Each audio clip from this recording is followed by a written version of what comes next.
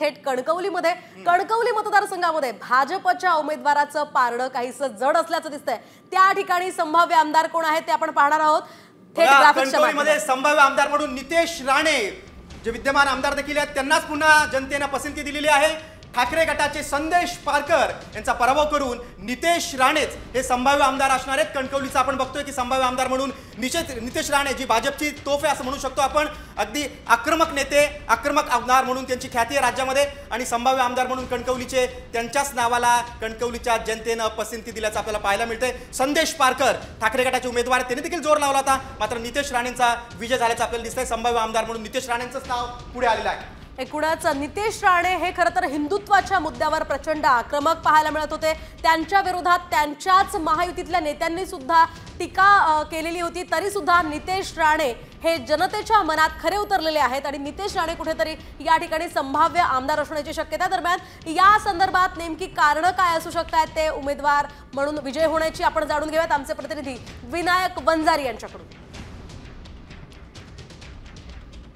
कणकवली मतदारसंघाचा विचार करता या ठिकाणी संदेश पारकर विरुद्ध नितेश राणे अशी लढत झालेली पाहायला मिळते। या ठिकाणी नितेश राणे हे 2 टर्म या मतदारसंघाचे आमदार आहेत, त्यामुळे त्यांचा जनसंपर्क आहे तो दांडगा आहे। त्याशिवाय नितेश राणे जे लोकांसमोर गेले ते हिंदुत्वाचा मुद्दा असेल, विकास कामांचा मुद्दा असेल, त्याशिवाय लाडकी बहीण योजना याचा परिणाम या निवडणुकीत झालेला आपल्याला पाहायला मिळतोय। त्यामुळे नितेश राणे यांचं पारडं कुठेतरी जड असल्याचं बोललं जात आहे। हिंदुत्वाचा जो मुद्दा आहे तो प्रभावीपणे नितेश राणेंनी मांडला होता, त्यामुळे नितेश राणे हे या मतदारसंघातून विजयी होतील अशी शक्यता आहे।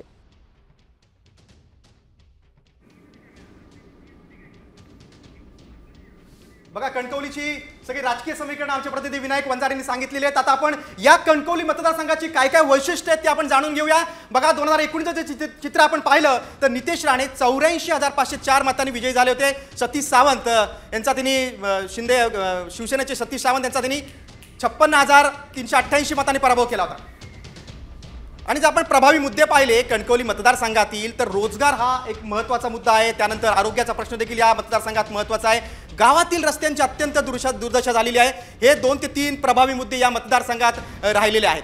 2014 मध्ये देखील नितेश राणे काँग्रेसच्या तिकिटावर निवडून आलेले होते, त्यानंतर 2009 मध्ये प्रमोद जठार निवडून आले होते। यावेळी देखील प्रमोद जठार इच्छुक होते भाजपकडनं, मात्र त्यांना तिकीट मिळालं नाही। आणि आपण बघतोय की 2019 मध्ये नितेश राणे निवडून आले होते आणि आता देखील संभाव्य आमदार म्हणून त्यांच्याच नावाला मतदारांनी पसंती झाल्याचं आपल्याला दिसतंय।